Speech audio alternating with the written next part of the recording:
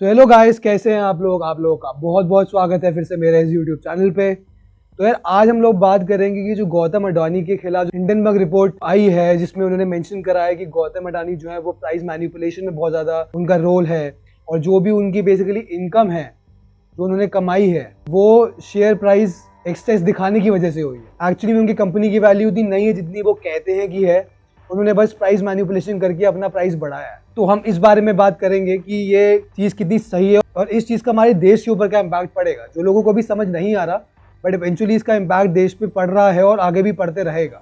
तो इस सब के बारे में बात करेंगे इस वीडियो में। पहली बात यार, रिपोर्ट में क्या है, कितना कुछ है, वो आप अभी तक आपको समझ आ गया होगा, बहुत लोगों ने ऑलरेडी इसके बारे में वीडियोस बना दी हैं। मैं आपको मोटा मोटा बता देता हूँ। उन्होंने ये क्लेम किया है कि जो भी गौतम अडानी की कंपनीज के प्राइस हैं वो इतने ज़्यादा हाई इसलिए क्योंकि उन्होंने प्राइस मैनिपुलेशन करी है। तो बेसिकली गौतम अडानी ने क्या करा है कि गौतम अडानी ने बाहर ऐसी कंपनीज बहुत सारी बनाई है जिन्हें हम कहते हैं शेल कंपनीज। उन्होंने उन कंपनी से पैसा अपनी कंपनी में लगवाया।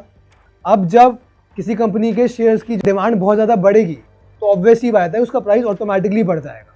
ऐसा नहीं कि उन्होंने काम बहुत अच्छा करा या उन प्रॉफिट बहुत ज़्यादा आया या उन्होंने बहुत अच्छा परफॉर्म करा इसलिए उनके शेयर्स की डिमांड बढ़ी।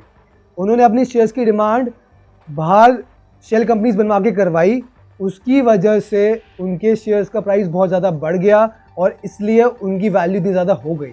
एक्चुअली में है नहीं उनकी वैल्यू इतनी ज़्यादा, और वो बहुत ज़्यादा ओवर लीवरेज्ड हैं। उनके ऊपर कम से कम 2.5 लाख करोड़ का लोन है। तो आप समझ सकते हैं कि भाई ये सारा जो खेल है इसे शेयर मार्केट का खेल होता है, चीज़ों को इधर उधर बस यहाँ वहाँ घुमाना होता है। एक्चुअली में जो वो दिखा रहे थे वो नहीं है, क्योंकि अगर वो होते तो वो लीगल एक्शन ले चुके हों, पर उन्होंने ऐसा कुछ भी नहीं करा। तो हमें यार इस चीज़ से ये समझना है कि अगर एक ऐसी रिपोर्ट आई है, और जो ये रिपोर्ट आई है ये ना किसी फालतू कंपनी ने नहीं करी, एक ऐसी कंपनी ने करी जिसका काम ही यही है। वो ऐसी कंपनीज को ही टारगेट करती है जो कहीं ना कहीं प्राइस मैनिपुलेशन करते हैं या कोई स्टॉक का फ्रॉड कर रहे हैं। तो कहीं ना कहीं ऑब्वियसली अडानी ने कुछ ना कुछ तो करा होगा, तभी उन्होंने उसको टारगेट करा। और जो ये अडानी कह रहे हैं कि उन्होंने देश को टारगेट करा है, अरे भाई एक अकेला आदमी देश तो नहीं हो सकता ना। हमें पता है कि ये क्या स्ट्रैटेजी है, क्योंकि जो बीजेपी है उनके नेता को भी ये स्ट्रैटेजी करनी आती है कि जब भी आप उनसे कोई अच्छा क्वेश्चन पूछो कि देश का असली में विकास क्यों नहीं हो रहा, तो वो हर चीज़ को देशभक्ति पे ले जाते हैं कि देश से सवाल मत पूछो, देश से सवाल मत पूछो। बट एक्चुअली में अगर हम देखें तो यार एक कंपनी ने अगर फ्रॉड करा है और एक कंपनी ने उन पर कुछ क्वेश्चन रेज करे तो उनको सेंसिबली उन क्वेश्चन को आंसर करना चाहिए। मैं तो कह रहा हूँ अगर वो ऐसी बातें कर रहे हैं कि आप देश पे अटैक कर रहे हैं, ये सब कर रहे हैं, तो ये सब करके वो अपना नुकसान ही कर रहे हैं। क्योंकि अगर आप इतने जेन्युइन हो, आप इतने ऑनेस्ट हो, तो आप सीधा सीधा आंसर कर दो। और पहले दिन जब उनकी रिपोर्ट आई थी तो गौतम अडानी ने उनको सीधा एक चीज़ टारगेट करी थी कि हम आप पे केस ठोक देंगे। अब यार एक बात बताओ, जब बंदा इतना सच में अच्छा होता है ना, इतना ज़्यादा सच्चा होता है, तो वो केस ठोक देता। क्योंकि गौतम अडानी ने ऑलरेडी बहुत लोगों पे केस ठोका है। किसी न्यूज़पेपर ने या किसी भी ऐसे न्यूज़ चैनल ने उनके बारे में अगर कुछ बोलने की कोशिश करी है ना, तो उन्होंने उन पर लीगल एक्शन ठोक दिया। क्योंकि उनको पता था कि भाई इंडिया में तो उनके पास पूरा कंट्रोल है, और ऑब्वियस रीजंस आप खुद समझदार है क्यों। तो उनको कोई टेंशन नहीं थी, उनको पता था अगर मैं केस डाल भी दूंगा, सारे जज सारे कोर्ट मेरे कंट्रोल में है, क्योंकि मेरे कंट्रोल में एक बंदा है जो कंट्री रूल करता है। तो उनको कोई टेंशन नहीं थी। बट यहाँ उनको पता था कि अगर यहाँ उन्होंने जो कंपनी है हिंडनबर्ग, उन पर उन्होंने केस ठोक दिया तो उनको केस बाहर ठोकना पड़ेगा, और कहीं ना कहीं उनको अपनी बुक्स को आगे उनको दिखाना पड़ेगा। तो जो भी उनके फ्रॉड उन्होंने बुक्स में करे हुए हैं वो ओपनली बाहर आ जाएंगे। तभी उन्होंने सिर्फ केस ठोकने की धमकी दी, केस ठोका नहीं उन पर। तो आप इस चीज़ से खुद समझ लगा सकते हैं कि भाई कितना सच चल रहा है और कितना झूठ चल रहा है। और आप सबसे बड़ी बात देखिए यार, चलो हम कह रहे हैं कि फ्रॉड नहीं करा होगा, मैं कह रहा हूँ फ्रॉड नहीं करा होगा, जो अंधभक्त हैं उनकी तरह मैं भी कह रहा हूँ कि उन्होंने फ्रॉड नहीं करा होगा। बट यार आप ये समझो, अगर इतनी बड़ी एक्विजिशन किसी ने लगाई है उनके ऊपर, और ये चीज़ तो क्लियर है कि भाई 2.5 लाख करोड़ का लोन लिया हुआ है, तो सेबी आरबीआई इनका कुछ रोल नहीं बनता, सीबीआई ईडी इनका कुछ रोल नहीं बनता। मतलब आप एक पर्टिकुलर बंदे को सपोर्ट कर रहे हो कि आप देश के लिए हो। अगर आप देश के लिए हो तो आपको एटलीस्ट ऐसी चीज़ पे अपना क्वेश्चन तो उठाना चाहिए, अपना काम तो करना चाहिए। पर कोई कुछ जवाब ही नहीं दे रहा। और एज़ यूजुअल जो हमारी गोदी मीडिया है, जो उनको चाटने के अलावा कुछ काम करना नहीं आता, वो एकदम साइलेंट थी इस मैटर पे। और आज अगर उनका एफपीओ जो है वो हो गया फुली सब्सक्राइब्ड, तो भाई सब इसी पे ही न्यूज़ डाल रहे हैं।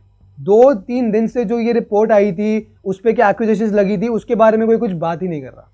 तो आप समझ सकते हैं कि भाई हमारी कंट्री आज किस लेवल पे पहुंच चुकी है मतलब ये सारे जो फ्रॉड्स हैं, ये सारी जो चीज़ें हैं, ये टॉप लेवल पे हो रही हैं। टॉप लेवल जो देश कंट्रोल कर रहे हैं ना, वो ही फ्रॉड कर रहे हैं। तो आप समझो कि इस देश का क्या हाल हो रहा है। सेबी, आरबीआई, ईडी, सीबीआई सब के सब कहते ना बिक चुके हैं। किसी के पास अपना कुछ कंट्रोल ही नहीं है। कोई अगर जेन्युइन काम शायद करना भी चाहता होगा तो उसको करने ही नहीं दिया जाता होगा, क्योंकि जो टॉप पे बैठे हैं वो हर चीज़ कंट्रोल कर रहे हैं और पैसों के थ्रू वो हर चीज़ कंट्रोल कर रहे हैं। गौतम अडानी ने बहुत अच्छा खेल खेला। उन्होंने बहुत शेल कंपनीज बनाई। शेल कंपनीज बेसिकली वो कंपनीज होती हैं जिनका कोई काम धंधा नहीं होता, वो सिर्फ ऑन पेपर होती है। सारी कंपनीज बनाई गौतम अडानी के भाई ने ही, और उन कंपनीज के थ्रू उन्होंने पैसा अपने शेयर्स पे लगवाया। क्योंकि जब ये भाई इकोनॉमिक्स का एक बहुत बेसिक सा रूल है, आपके शेयर्स की डिमांड बढ़ेगी तो शेयर्स का प्राइस बढ़ेगा ही बढ़ेगा।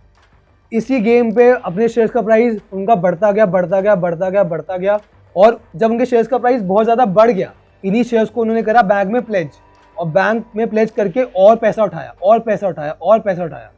आज की डेट में गौतम अडानी इतने ओवर लीवरेज है ना कि अगर वो डूबेंगे ना तो साथ में लाइफ इंश्योरेंस कॉर्पोरेशन भी डूबेगा, स्टेट बैंक ऑफ इंडिया भी डूबेगा, और बहुत सारे पब्लिक सेक्टर बैंक डूब जाएंगे। और इन सारे बैंक्स में आपका पैसा लगा है, हमारा पैसा लगा है, तो सोचो आप भी साथ में डूबोगे। अभी ये जो लोग बहुत ज़्यादा खुश हो रहे हैं ना, ये सिर्फ खुश इसलिए हो रहे हैं क्योंकि इनके कहीं ना कहीं गौतम अडानी के कंपनीज में शेयर्स में पैसे लगे हुए थे। तो इनको ये था कि भाई प्लीज़ ये डूबे ना क्योंकि इनके पैसे डूब जाएंगे। बट इन लोगों को ये समझ नहीं आ रहा कि भाई कंट्री लेवल पे क्या फ्रॉड हो रहा है। अभी अगर आपके पैसे बच भी गए ना तो भाई एक टाइम ऐसा होगा कि सारे पैसे डूब जाएंगे। क्योंकि आप सोचो गौतम अडानी पे 2.5 लाख करोड़ का लोन है, और ये लोन उनको पब्लिक सेक्टर बैंक्स दे रहे हैं। पब्लिक सेक्टर LIC ने उनके शेयर्स में इन्वेस्ट करा हुआ है। अरे LIC में हमारा पैसा लगता है भाई, जो हम सेविंग्स करते हैं अपने इनकम में से, जो मिडिल क्लास पॉपुलेशन अपने इनकम में से सेविंग्स करती है, वो लगता है उसमें। तो कैसे एक जो कंट्री के लोगों का पैसा है वो एक पर्टिकुलर आदमी को बस दिया जा रहा है। सारे बड़े बड़े कॉन्ट्रैक्ट, सारे पोर्ट के, एयरपोर्ट के, कोल के, हर कॉन्ट्रैक्ट उनको मिल रहे हैं। यार आप खुद सोचो, अगर इस रिपोर्ट में कोई सेंस नहीं होता तो कैसे एक बंदा जो पूरी दुनिया का 3rd रिचेस्ट आदमी था वो 2 दिन के अंदर 11वें नंबर पे आ गया। सबसे बड़ी बात देखो कि भाई इतना बड़ा फ्रॉड रिपोर्ट हुआ हमारी कंट्री के अंदर, और हमारी जो मीडिया है वो बिल्कुल साइलेंट। मतलब एक मीडिया चैनल पे बात ही नहीं हो रही इस बारे में। जो अपने सोशल मीडिया पे कुछ चैनल चलाते हैं यूट्यूब पे, वो इस बारे में ओपनली बात कर रहे हैं, बट जो मीडिया का काम है वो बात ही नहीं कर रहा। क्यों हमारे प्राइम मिनिस्टर एक प्रेस कॉन्फ्रेंस नहीं करते? मेरे को ये बताओ, इतना क्यों डर लगता है उनको इस चीज़ से? बस आके अपनी मन की बात कर दी और चले गए। अरे यार, अगर आपको सही में देश की चिंता है तो देश के जो लोग हैं उनकी प्रॉब्लम तो समझो कि उनको क्या दिक्कत हो रही है। आज की डेट में लोगों की इनकम बहुत कम हो गई है और एक्सपेंसेस बहुत ज़्यादा हो गई, उनकी हर चीज़ बहुत ज़्यादा महंगी हो गई है, खाना पीना सब कुछ। अब जिन लोगों के पास भाई पैसा, उनको तो फ़र्क ही नहीं पड़ता, उनके लिए 5-10 हज़ार रुपये का महीने के एक्स्ट्रा लग भी गए ना, उनको फ़र्क नहीं पड़ेगा। बट जिस बंदे की इनकम ही महीने की 10-15 हज़ार रुपये है, उसके अगर खर्चे एकदम से इतने बढ़ जाएंगे तो कैसे मैनेज करेगा? बट उस आदमी की तो कोई वैल्यू ही नहीं है हमारे देश में। अगर एक आम जनता प्राइम मिनिस्टर का कुछ बात रखना चाहती है तो कहाँ से रखेगा वो? कि भाई प्राइम मिनिस्टर जी ना कोई प्रेस कॉन्फ्रेंस करते हैं, ना कोई ऐसा कोई मीडियम होता है जहाँ पर वो लोगों की प्रॉब्लम्स को सुने और उस पर आंसर करें।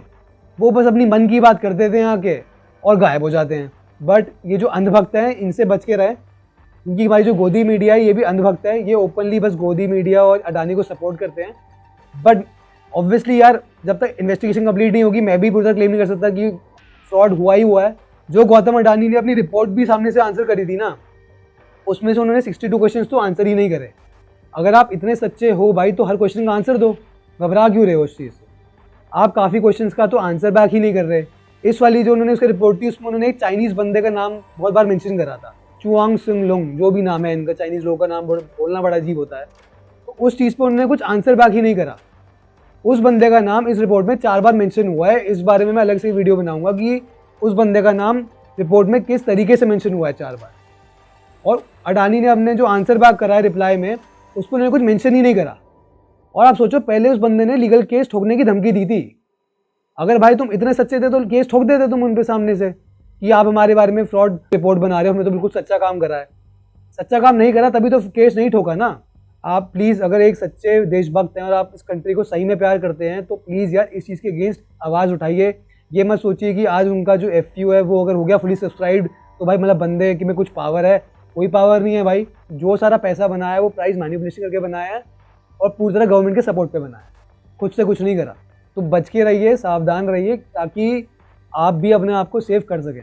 क्योंकि जो भी पैसा वो लोन पे उठाए जा रहे हैं, जो 2.5 लाख करोड़ रुपए लोन पे उठाया हुआ है, वो सारा पैसा पब्लिक का है।